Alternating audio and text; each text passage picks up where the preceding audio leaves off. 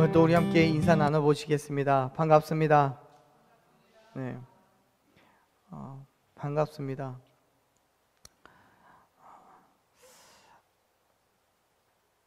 우리 교회가 유튜브를 방송을 하고 있어요. 방송하고 있는데 가끔 보면 제가 어느 분들이 들으시겠다라고 생각한 그 숫자보다 좀 많은 수가 들어와서 실시간으로 방송을 들으시더라고요. 근데 그분들이 누군지는 모르겠습니다. 어느 분이신지는 모르겠지만 오늘 또 우리가 함께 예배하는 그 자리에서 방송으로 예배하고 계시는 그분들과 우리 동일한 은혜가 우리에게도 넘쳐나게 되기를 간절히 소망합니다. 부족하고 연약한 우리를 통하여서도 은혜를 베풀어 주시고 크고 놀라우신 축복을 더하여 주시는 하나님께서 예배하는 모든 곳곳마다 동일하신 은혜로 동일하신 역사하심으로 일하실 줄로 믿습니다. 그 은혜를 한번 기대하며 말씀의 자리로 나아가기를 소망합니다. 몇 해 전에 해외에서 놀라운 일이 있다는 그 기사를 본 적이 있어요. 어떤 사람이요, 집 근처에 있던 애완동물 가게에서 곧 죽을 위기에 놓여 있는 물고기를 발견을 했대요. 이 사람이 어차피 죽을 물고기니까 그냥 가게에다가 공짜로 달라고 그렇게 부탁을 하고 집에 데리고 왔답니다. 몸에 비늘 절반은 보이지 않았고 헤엄을 치지도 못해서 그냥 둥둥 떠다니기만 했대요. 우리 교회에서도 어항이 있긴 있는데 그 어항에 있는 물고기들을 볼 때마다 좀 힘이 없어 보이고 곧 죽을 것 같이 생긴 물고기를 보면 참 안쓰러워요. 불쌍하기도 하고요. 아마도 이 사람도 같은 마음이었던 것 같습니다. 그래서 크지 않은 어항이었지만 매일매일 어항의 물을 깨끗하게 갈아주면서 노력을 했어요. 키우려고. 그런데 여전히 물고기의 상태는 좋아지질 않았대요. 몸의 일부가 이제는 부패하기 시작하고 썩어 들어가기 시작하고 꼬리의 절반이 떨어져 나갔습니다. 그나마 남아있던 지느러미도 이제 보이지 않았대요. 며칠 동안을 여러 가지 먹이를 주면서 물고기를 살려보려고 노력했지만 오히려 아무것도 먹지 않았어요. 그런데 그럼에도 불구하고 이 사람은 매일같이 힘내 라고 얘기하면서 관심과 사랑을 보여주었어요. 약 10일쯤 되었을 때 드디어 물고기가 먹이를 먹기 시작했대요. 이제 기운을 차릴 거라고 믿고 전보다 더 크고 또 여러 가지 설비가 있는 수족관으로 옮겨주었어요. 그리고는 물고기가 더 많이 움직이고 건강해지기를 이전보다 더 많이 응원하고 또 기도했대요.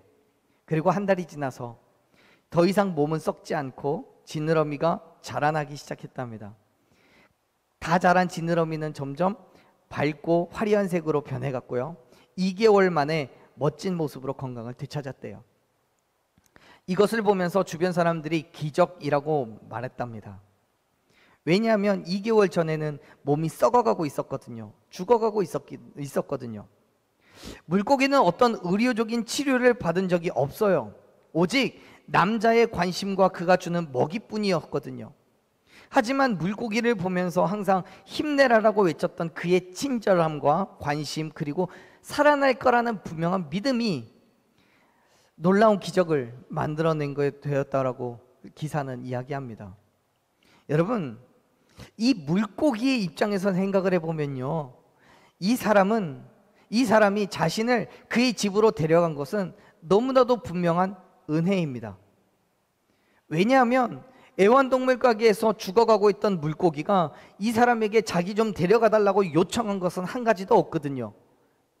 어느 날과 다름없이 어항 속에서 그냥 아무런 소망 없이 죽음을 기다리고 있던 물고기에게 아무도 낯선 한 사람이 다가와서 관심을 보여주고 자기 집으로 데려가 살아나게 하는 그 기적을 경험하게 한 거예요. 이 모든 것이 물고기의 입장에서 생각해 보면 말로 다 할 수 없는 은혜인 거죠. 그 가게에 있었다면 꼼짝없이 죽을 수밖에 없는 자기였는데 그가 낯선 누군가가 자기를 집으로 데려가 끊임없는 관심과 사랑을 보여주고 정말 아낌없이 모든 것을 다 내어주는 그 헌신으로 자기를 살아나게 했기 때문에요. 아마도 이 물고기가 말을 할 수 있게 되고 그래서 자연으로 돌아간다면 다른 물고기들에게 혹은 그의 말을 알아듣는 모든 사람들에게 자기에게 일어난 이 기적의 순간을 가감없이, 아니면 어쩌면 더 많이 과정해서라도 설명할 거예요. 이야기해 줄 거예요. 그 사람을 소개하고 싶을 거예요. 왜요? 자기에게 일어난 이 일이 일반적인 것이 아니라 놀라운 은혜이니까요. 아무것도 아닌 많은 물고기들 중에 하나인 자기에게 일어난 기적 같은 은혜이니까요. 여러분, 오늘 우리가 함께 읽은 말씀 속에서 바울은 자신이 받은 하나님의 은혜에 대해서 고백합니다. 말로 다 할 수 없는, 측량할 수도 없는 놀라운 하나님의 은혜, 아무것도 아닌 나를 찾아오셔서 나를 그의 자녀로 삼아주시고 아낌없는 사랑과 희생과 헌신으로 보살펴 주셔서 사망에서부터 생명으로 옮겨주신 그 하나님의 은혜를 선포하면서 어떤 믿음의 결단으로 살아갈 것인지를 우리에게 가르쳐주고 있는 거예요. 저는 오늘 저와 여러분에게도 이러한 은혜가 임하게 될 줄로 믿습니다. 많은 사람들 가운데 나를 택하여 주시고 불러주셔서 하나님께 예배할 수 있게 하시고 그리스도인으로서 살아가게 하신 그 은혜를 누리게 하실 줄로 믿습니다. 그 은혜 아래서 모든 어려움과 고통 가운데에 구원을 허락하시는 하나님의 기적을, 사망에서부터 생명으로 옮겨주신 그 기적을 경험하는 저와 여러분이 되기를 간절히 축원합니다. 바울은 자기에게 주신 그 은혜에 대해서 이렇게 설명을 합니다. 12절 말씀 같이 읽겠습니다. 나를 능하게 하신 그리스도 예수 우리 주께 내가 감사함은 나를 충성되이 여겨 내게 직분을 맡기심이니. 아멘. 지금 바울이 예수 그리스도께 감사하고 있는 그 이유가 무엇입니까? 다른 게 아니에요. 직분을 맡겨주셨기 때문에 감사하는 거예요. 하나님께서 바울을 신뢰하고 믿었기 때문에, 또한 바울이 하나님께 대한 충성함이 있었기 때문에 하나님께서는 그에게 직분을 맡겨주셨어요. 여기에서 여러분, 이 직분이라는 것은 헬라어로 봉사하다, 섬기다라는 의미를 가지고 있습니다. 바울에게 있어서 지금 이 직분은 바로 예수 그리스도의 복음을 전하는 그 전도자의 직분이에요. 직분이라고 말하니까 지금 우리가 알고 있는 것처럼 뭐 목사, 전도사, 권사, 집사 뭐 이런 직분만을 생각하지는 마십시오. 여전히 우리에게도 바울에게 주어진 그 직분과 같은 그 직분이 우리에게도 주어져 있어요. 어떤 직분이요? 복음을 전하는 직분이요.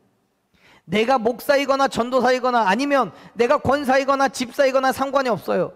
그리스도인이라면 누구에게나 예수 그리스도의 복음을 전해야 하는 그 직분이 주어졌음을 믿으시길 바랍니다.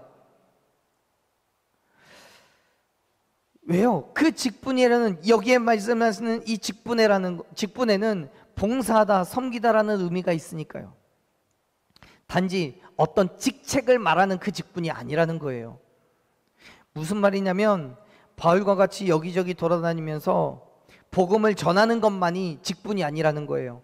내가 살아가는 이 삶 속에서 최선을 다해서 이웃을 위한 헌신과 수고, 그리고 예수 그리스도의 복음을 전하는 그 일 가운데에 우리가 나아간다면 그것이 곧, 그 자리가 곧 직분의 자리인 줄로 믿으시길 바랍니다.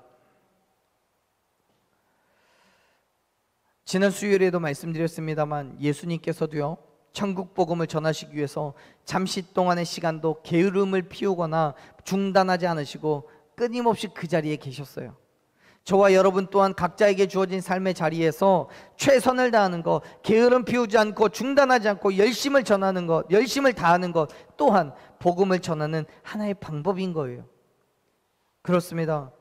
결국 직분은 어떤 직책을 말하는 것이 아니라 예수 그리스도의 영광을 위하여 살아가는 그 삶에서 최선을 다한 삶이 바로 직분자의 삶임을 믿으시길 바랍니다.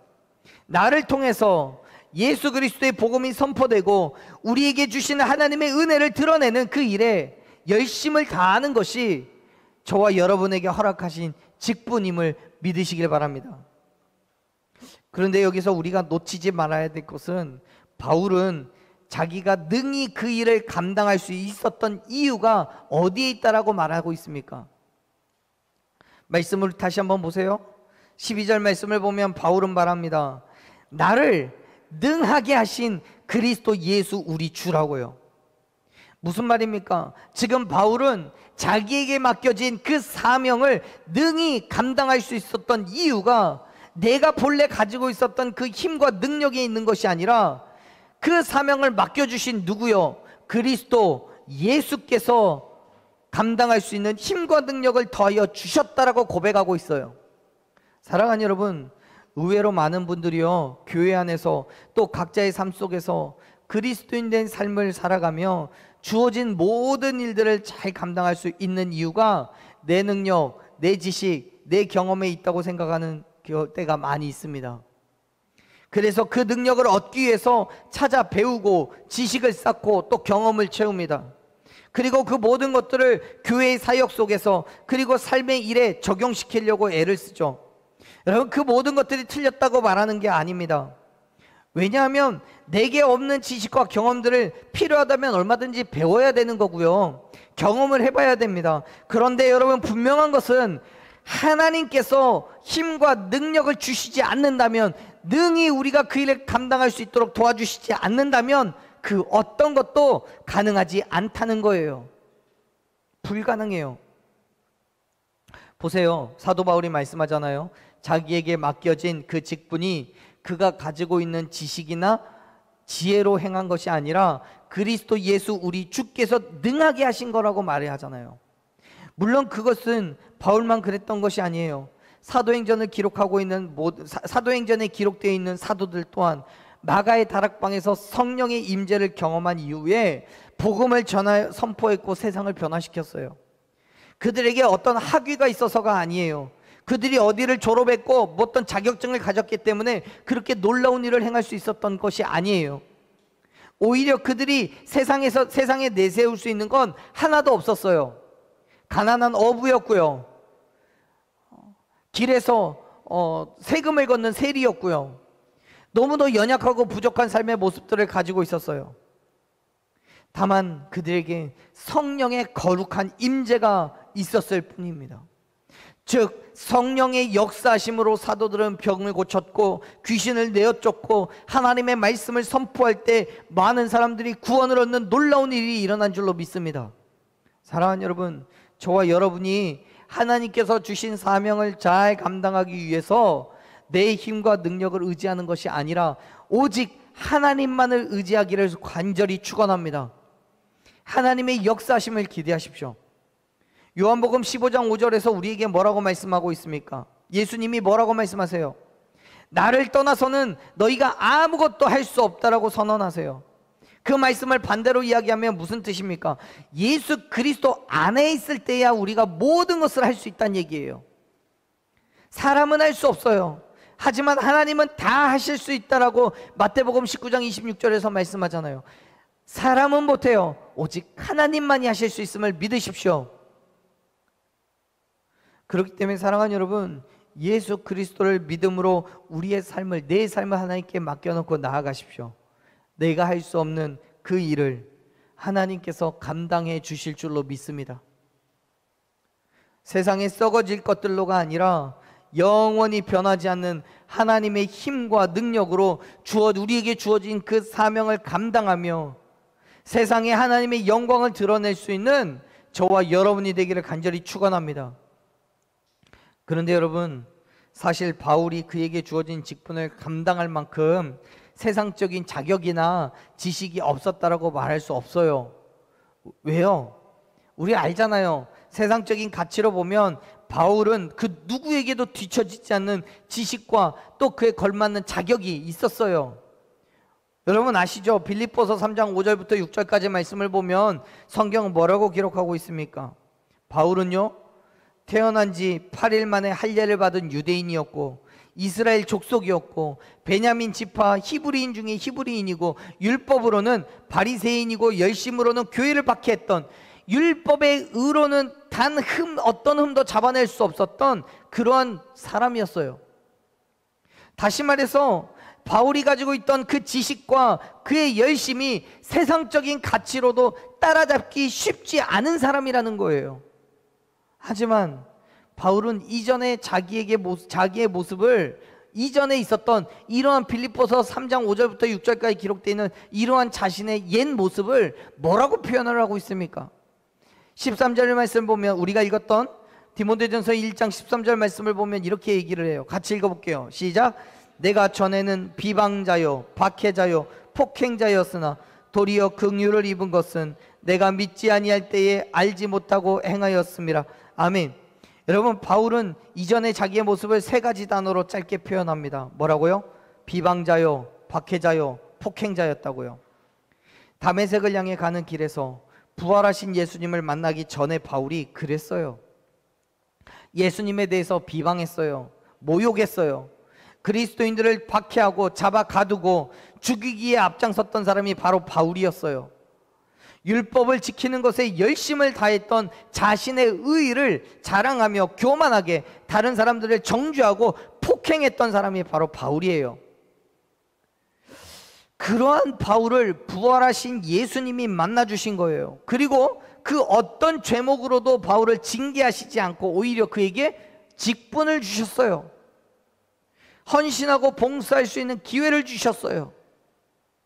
여러분, 비록 바울은 하나님 앞에 내세울 만한 어떤 의로움도 없었지만 하나님의 긍휼하심으로 그에게 주신 하나님의 주권적이고도 무조건적인 은혜를 경험하고 있는 거예요.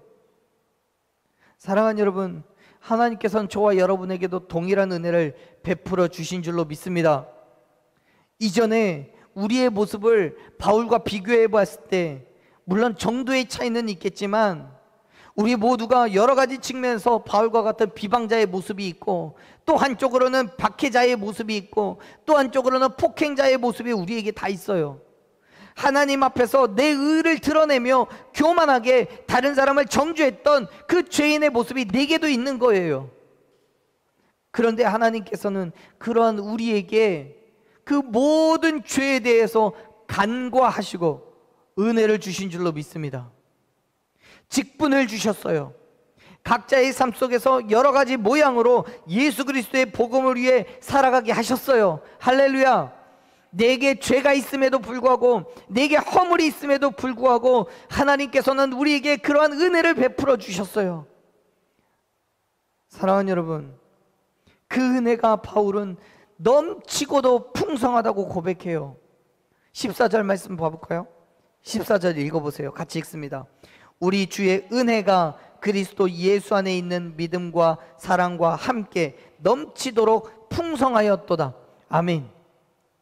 여러분, 바울에게 은혜를 베푸신 하나님은 오늘 저와 여러분에게도 동일한 은혜를 부어주심을 믿으시길 바랍니다. 그 은혜는 작고 연약한 은혜가 아니에요. 넘치도록 풍성한 은혜예요. 여기서 넘치도록이라는 이 말이요, 헬라어로는 대단히 말할 수 없이 풍성하다라는 의미를 가지고 있어요. 지금 바울은 자신을 향한 하나님의 은혜가 너무나 커서 인간적인 지식과, 그가 가지고 있는 지식과 경험과 지혜로 계산할 수도 없고 측량할 수도 없는 은혜라고 고백하는 거예요. 예수님을 비방하고 그리스도인들을 핍박했던 자신의 그 모든 부끄러운 죄의 모습을 은혜로 다 감춰주시고 예수 그리스도의 믿음과 사랑과로 변화된 삶으로 우리를 살아가게 하셨다라고 바울은 고백하고 있는 거예요. 예수 그리스도의 복음을 전할 직분을 우리에게 주셨다고 고백하는 거예요. 사랑하는 여러분, 저와 여러분을 향한 하나님의 은혜는 결코 가벼운 게 아닙니다. 아무리 값없이 주신 선물이지만, 우리에게 하나님의 은혜가 값없이 주신 선물이지만 그게 어떤 마트의 1+1처럼 따라오는 선물이 아닌 거예요. 우리의 씻을 수 없는 모든 더러운 죄를 감추시고 하나님의 자녀로 삼으신 놀라운 은혜임을 믿으시길 바랍니다. 세상 어떤 곳에서도 그 은혜를 구할 수 없고 세상 그 무엇으로도 그 은혜를 갚을 수가 없어요. 여러분, 그거는요 저의 말이 아니에요. 15절에서 사도 바울이 자신이 받은 그 은혜를 선포하잖아요. 뭐라고 선포합니까? 한번 읽어볼까요? 15절. 미쁘다 모든 사람이 받을 만한 이 말이요, 그리스도 예수께서 죄인을 구원하시려고 세상에 임하셨다 하였도다. 죄인 중에 내가 괴순이라. 아멘. 여러분, 미쁘다라는 말은 믿으십시오 이런 뜻입니다. 믿으십시오.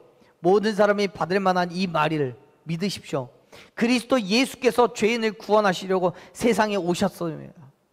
그 중에 내가 죄인 중에 괴수인데 내가 그 은혜를 받았습니다 라고 말하는 거예요. 예수님께서는 이 땅에 죄인을 구원하시기 위해서 오셨습니다. 그런데 어떤 방법으로, 어떤 능력으로 구원하실지가 중요한 게 아니고요, 이 땅에 오신 그 본질적인 이유가 죄인을 구원하시기 위해서라는 것이 중요한 거예요. 왜냐하면 15절에서 말씀하고 있는 것처럼 저와 여러분이 죄인이니까요. 그 말은 지금 15절에서는 죄인 중에 괴수인 나를 위해서 예수님께서 오셨다라고 말씀하고 있지만, 그게 곧 여전히 죄인데 나를 위해서 오신 것도 마찬가지인 거거든요. 지금 바울은 고백하는 거예요. 예수님께서 죄인을 구원하시기 위해서 이 땅에 오셨는데 죄인 중에 괴수인 나, 정말 더럽고 추한 바로 나 같은 죄인이 그 구원을 받았다라고 말해요. 죄인 중에 괴수인 내가 구원을 경험했는데 예수님의 구원을 경험하지 못할 사람이 이 땅에 누가 있냐는 거예요. 그만큼 예수 그리스도의 구원은 누구에게나 주어진 은혜예요. 어떻게 하면요? 믿기만 하면 주시는 은혜인 거예요. 믿으시기 바랍니다. 믿기만 하면 주시는 은혜요. 믿음으로 말미암아 살리라라고 말씀하신 것처럼 네가 그 이름을 믿는 자들에게 하나님의 자녀가 되는 권세를 주시겠다고 말씀하신 것처럼 믿음으로 말미암아 우리가 구원을 얻게 된 거예요. 그것이 우리에게 주시는 하나님의 놀라운 은혜인 거죠. 사랑하는 여러분, 여러분 그 은혜를 받으셨습니까? 진정으로 예수 그리스도의 죽으심과 부활하심을 믿음으로 말미암아 온전한 구원의 기쁨을 누리고 계십니까? 사실 예수님을 믿음으로 구원을 얻는다는 것은 너무나 당연한 얘기입니다. 하지만 의외로 많은 사람들이 이 사실을 망각합니다. 성경을 보면 예수님 당시에 많은 유대인들이 예수님께로 나왔지만 그들이 모두가 예수님을 메시아로 인정한 게 아니에요. 누구는 병을 치료하기 위해서 나왔고, 누구는 자신의 어려운 삶의 문제에 대한 해답을 얻기 위해서 나온 사람들도 있었어요. 심지어 어떤 사람은 예수님께 재산을 분배해달라고 요청하기도 했고요. 누구는 예수님을 왕으로 삼아서 이스라엘의 독립을 성취하려고 하기도 했습니다. 하지만 예수님께서는 그 모든 요청을 거절하시고 오직 천국 복음만 선포하시니까 유대인들이 예수님을 십자가에 못 박아 죽여온 거예요. 여러분, 오늘날 우리도 크게 다르지 않아요. 병이 낫기 위해서, 자녀의 진학이나 가정을 위해서, 혹은 직장의 문제를 두고 도움을 구하기 위해서 예수님을 찾아요. 서울에 어떤 큰 교회 청년들 되게 많은데 거긴 청년들이 정말 넘쳐난대요. 계속 온대요. 왜냐하면 배우자 찾으려고요. 교회를 왜 가는지 몰라요. 예수님을 왜 믿는지를 몰라요. 그런데 여러분, 예수님께서 이 땅에 오신 가장 중요한 이유와 목적은 죄인을 구원하시기 위한 거였어요. 앞에서 말한 문제의 해결은 결코 믿음의 1차적인 목적이 아닌 거예요. 우리가 구원을 받으면 그 뒤에 우리의 문제는 하나씩 해결된다는 사실을 여러분 기억하시길 바랍니다. 사랑하는 여러분, 예수 그리스도의 십자가의 죽으심과 부활하심을 믿음으로 완전한 구원의 기쁨을 누리십시오. 예수님께서 저와 여러분의 죄의 문제를 해결하시기 위해서 이 땅에 오셨다는 사실을 믿으시길 바랍니다. 그 믿음으로 예수님의 영광을 위해서 내 삶을 내어놔야 되는 거예요. 저와 여러분 이미 그 은혜를 받은 줄로 믿습니다. 예수님께서 저와 여러분의 그 죄의 문제를 해결하시고 구원하신 줄로 믿습니다. 사망에서부터 생명으로 옮겨주신 줄로 믿습니다. 어떻게 해요? 우리가 예수님을 믿음으로써요. 예수 그리스도의 죽으심과 부활하심을 믿음으로써요. 그 모든 은혜를 얻은 줄로 믿습니다. 그 말은 우리가 직분을 감당해야 구원을 얻을 수 있다는 게 아니에요. 구원을 얻었기 때문에 직분을 감당하게 된 거예요. 믿으십니까? 다시 말씀드려 볼게요. 저와 여러분에게 주신 그 직분, 주어진 사명, 각자의 삶 속에서 예수 그리스도의 복음을 드러내는 그 삶을 살아갈 때 비로소 구원을 얻을 수 있다는 게 아니에요. 반대로 우리가 예수 그리스도의 십자가의 죽으심과 부활하심을 믿음으로 말미암아 구원을 얻었기 때문에, 그 구원의 은혜를 받았기 때문에 그것으로 인해서 우리에게 주어진 직분, 주어진 사명, 각자의 삶에서 희생과 헌신으로 감당할 수 있는 거라고 바울은 지금 말씀하는 거예요. 사랑하는 여러분, 예수님께서는 죄인을 구원하시기 위해서 이 땅에 오셨습니다. 아멘. 나의 죄를 깨끗하게 하시기 위해서 십자가에서 죽으시고 부활하셨다는 사실을 여러분 믿으시길 바랍니다. 그 믿음으로 우리가 살아가는 그 삶에서 온전한 그리스도인의 삶을 결단하는 거예요. 그리고 각자의 삶에서 여러 가지 모양으로 하나님의 영광을 드러내는 그 일에 여러분 최선을 다하십시오. 하나님께서는 저와 여러분에게 감당할 수 있는 것으로 맡겨주신다는 사실을 믿으시길 바랍니다. 아니, 더 정확하게 표현하자면 맡겨주신 그 직분을 감당할 수 있도록 힘과 능력을 더하여 주심을 믿으시길 바랍니다. 하나님께서 우리에게 맡기신 그 직분이 내 힘과 능력으로는 부족할 수 있어요. 불가능할 수 있어요. 그러나 하나님께서는 그 일을 감당할 수 있도록 힘과 능력을 더하여 주심으로 우리에게 그 사명을 이루어갈 수 있도록 도와주시는 거예요. 왜요? 우리가 맡겨주신 그 직분을 감당함으로써 이 땅의 본이 되어야 되기 때문에요. 바울은 그 말을 이렇게 설명을 합니다. 16절 말씀 읽어볼게요. 읽습니다. 그러나 내가 긍휼을 입은 까닭은 예수 그리스도께서 내게 먼저 일체 오래 참으심을 보이사 후에 주를 믿어 영생 얻는 자들에게 본이 되게 하려 하심이라. 아멘. 16절에서 바울은 자신이 하나님의 긍휼하심을 입은 이유가 바로 본이 되게 하기 위함이라고 말씀하고 있습니다. 여러분, 누구에게 본이 되는 거예요? 16절 말씀을 보면 후에 예수 그리스도를 믿음으로 영생을 얻는 자들에게 본이 되는 거예요.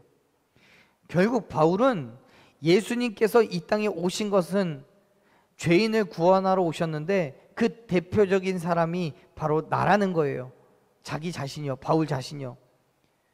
다시 말해서 예수님께서 죄인 중에 괴수인 자기에게 그토록 크신 인내와 은혜를 보여주신 것은 바울 자신으로 하여금 구원받은 사람의 예가 되게 하시기 위한 거예요. 얘 같은 사람도, 얘처럼 죄인 중에 괴수인 얘 같은 사람도 나는 구원했어. 이 땅에 얘보다 더한 사람은 없을 거야. 그렇기 때문에 누구든지 예수의 이름으로 나에게 나오면 구원해 줄게, 보여주시기 위한 거라는 거죠. 그리고 더 나아가 구원받은 자의 삶이 어떠한 것인 것인지를 바울을 통해서 알게 하시기 위해서 그를 삼으셨던 거예요. 그 일 때문에 여러분 죄인을 기다리시는 거예요. 끝까지 포기하지 않으시고 오래도록 참으시는 거예요. 그것이 우리를 향한 예수 그리스도의 사랑이고 또한 하나님의 긍휼하신 은혜임을 믿으시길 바랍니다. 즉 바울이 구원받은 사람들의 이해가 되는 것처럼 저와 여러분 또한 이 땅에서 그러한 본이 되는 삶을 살아야 함을 믿으시길 바랍니다. 그 일 때문에 하나님께서는 죄인된 우리를 끝까지 포기하지 않으시고 기다리시는 거예요. 부르시는 거예요. 이전에는 죄인 중에 괴수였지만 그러한 죄인을 예수 그리스도를 믿음으로 말미암아 하나님의 사랑으로 덮어주시고 이제는 하나님의 백성으로 삼으실 뿐만 아니라 직분을 주셔서 그 은혜를 증거하게 하셨음을 보여줘야 된다는 거예요. 그게 본이 되는 삶인 거예요. 사랑하는 여러분, 예수 그리스도의 죽으심과 부활하심을 믿는 그 믿음으로 말미암아 구원함을 받은 저와 여러분을 통해 이 땅이, 온 열방이 예수 그리스도만을 선명하게 증거하게 되기를 간절히 소망합니다. 그 일을 위해서 예수님은 우리의 죄악된 모습을 참아내고 견뎌내신 거예요.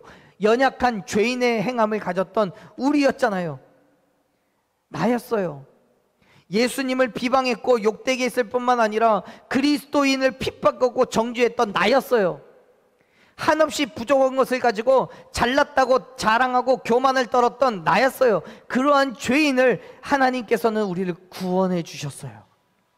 사망에서부터 생명으로 옮겨 주셨어요. 그러한 놀라우신 은혜를 베풀어 주셨습니다. 아멘. 그렇기 때문에 사랑하는 여러분, 이 땅에 본이 되는 그리스도인의 삶을 결단하십시오. 은혜 받았잖아요. 은혜를 받았으면 은혜를 받은 대로 살아가는 거예요. 물론 지금 우리의 모습이 여전히 한없이 부족하고 연약합니다. 본이 될 만한 것이 뭐가 있을까 싶습니다. 그런데 여러분, 그 모든 것이 내가 하는 거 아니잖아요. 이미 12절에서 바울이 그렇게 고백했잖아요. 나를 능하게 하신 예수 그리스도가 우리에게 있다고요. 우리가 믿음을 결단하고 나아가면 하나님께서 반드시 힘을 주시고 능력을 주실 줄로 믿으시길 바랍니다.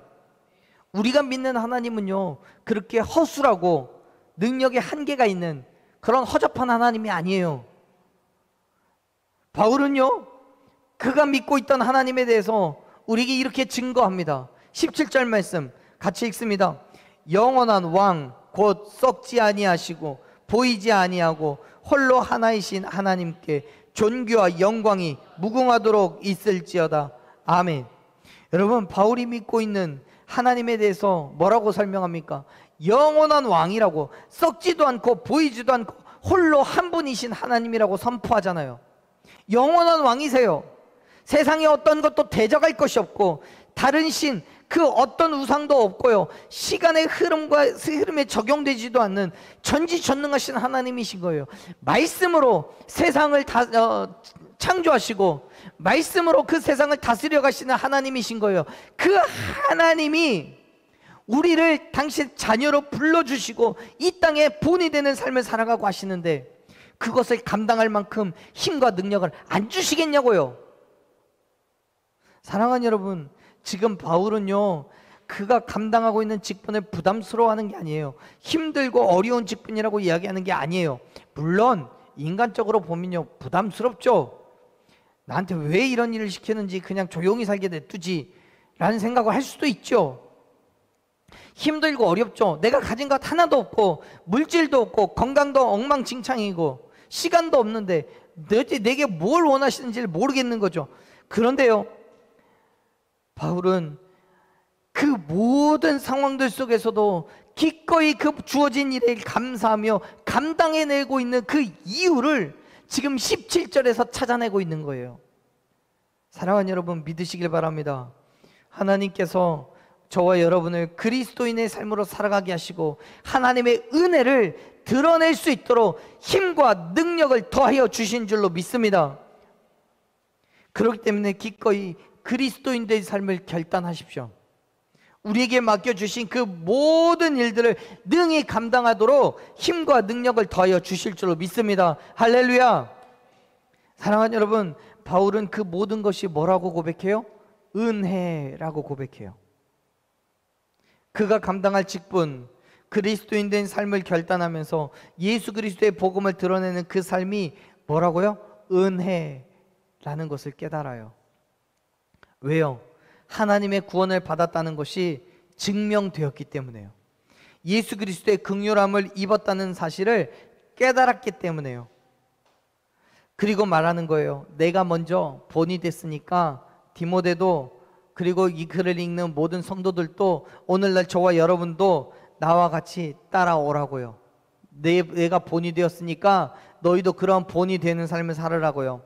나와 같은 비방자고 박해자고 폭행자도 그 직분을 감당했기 때문에 너희도 기꺼이 그 직분을 감당하라고요. 나도 했는데 너희는 못하겠냐는 거예요. 내 힘과 능력으로 행한 것이 아니라 하나님께서 주신 그 힘과 능력으로 행했기 때문에 우리도, 너희도 능히 그 일을 감당할 수 있다라고 선언하고 있는 거예요. 사랑하는 여러분, 예수 그리스도의 죽으심과 부활하심을 믿고 구원의 기쁨을 누리고 계십니까? 그렇다면 다시 한번 이 땅에서 예수 그리스도의 복음을 선포하며 그리스도인의 온전한 삶을 결단하십시오. 하나님께서 원하시는 그 희생과 헌신을 기꺼이 감당하십시오. 지금 나에게는 감당할 만한 힘과 능력은 없지만 믿음으로 결단하며 그 자리를 위해 나아갈 때에 하나님께서 우리에게 그 힘과 그 능력을 더하여 주실 줄로 믿습니다. 능히 허락하신 직분을 감당하게 하실 줄로 믿습니다. 환경을 열어주시고 필요한 모든 것들을 채워주시고 저와 여러분이 믿음으로 영생을 얻는 자들에게 본이 되게 하실 줄로 믿습니다. 그것이 아무것도 아닌 나를 자녀로 불러주시고 모든 죄를 용서하시는 은혜인 거예요. 많은 사람들 가운데 나를 선택해 주시고 하나님의 전으로 불러주셔서 예배하게 하시고 하나님께 온전한 경배와 찬송을 드리게 하신 은혜인 거예요. 사랑하는 여러분, 그 은혜 안에서 믿음의 결단으로 나아가십시오. 온 땅 가운데 예수 그리스도의 복음을 선포하며 온전한 그리스도인의 결단으로 나아가는 저와 여러분 되기를 간절히 축원합니다. 우리 한번 찬양으로 결단하겠습니다. 사랑하는 여러분, 우리는 은혜가 없으면 살 수가 없어요. 아니, 애당초 우리는 죽을 수밖에 없는 존재였지만 예수 그리스도의 죽으심과 부활하심을 믿음으로 사망에서 생명으로 옮겨지는 은혜를 입었습니다. 그렇기 때문에 그 은혜로 살아가십시오. 그 은혜를 잊어버린다면, 그 은혜를 망각한다면 다시 사망으로 돌아가는 거예요. 우리를 죄에서부터 구원하신 예수 그리스도의 은혜로 살아가십시오. 그리고 우리를 통해 이 땅에 예수님을 알게 하십시오. 그것이 우리에게 주신 직분입니다. 우리에게 주신 은혜가 있기 때문에 여러 가지 모양으로 힘들고 어렵지만 믿음으로 버티고 견디십시오. 반드시 하나님의 직분을 감당할 수 있도록 힘과 능력을 더하여 주실 줄로 믿습니다. 이 땅에 본으로 삼아 주실 줄로 믿습니다. 우리 이 찬양을 함께 믿음으로 고백하겠습니다.